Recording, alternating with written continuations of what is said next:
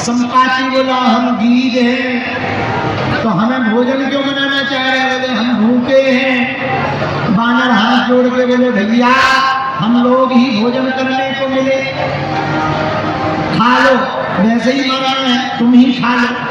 इतने में अंगद जी बोले संपाति एक गीध जटायु थे जिन्होंने राम काज के लिए अपने प्राण दे दिए, एक तुम हो कि हम लोगों के प्राण ले गए। संपाति की आंखों में आंसू आ गए। भैया क्यों रो रहे? संपाति बोला तुमने हमारे भाई का नाम क्यों लिया? जटायु तो हमारा भाई। अरे आपका भाई? हाँ, एक बात बताओ जटायु को हुआ क्या?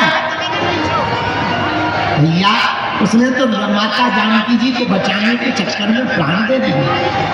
अच्छा भैया, हे बानरों हम तुम्हारा बुरा नहीं करेंगे, हम उड़ नहीं सकते हैं, हमारे पंख जल गए हैं, तुम हमें समुद्र तक ले जाओ ताकि हम अपने भाई को तिलांजलि दे दें, जल अर्पित कर दें। अच्छा, और तुम्हारे ये पंख कैसे सटे? संपाति बोला भैया हम दोनों भाई जवान, हमारा नाम संपाति है, हमारे भाई का नाम जटायु, दोनों जवान जोश में थे, उड़ने में बहुत पावरफुल थे, ताकतवर। एक दिन हम दोनों भाइयों में शर्त लगाई चलो सूर्य के नजदीक चलते हैं। दोनों भाई उड़ते उड़ते गगन में ऊपर चले गए, गुरुत्वाकर्षण सीमा को पार गए, लेकिन जैसे ही सूर्य के नजदीक पहुंचने लगे तो जलन बढ़ गई, ताप बढ़ गई, अग्नि तेज होने लगी। तो जटायु बोला भैया हम तो नहीं जाएंगे, तुम जीत गए, चलो वापस लौट चलते हैं, जलन बहुत हो रही है, शरीर में आग लग रही। हमने कहा जवानी के जोश में रहने दो, तुम्हें नहीं जाना है तो मत जाओ और हम जाएंगे।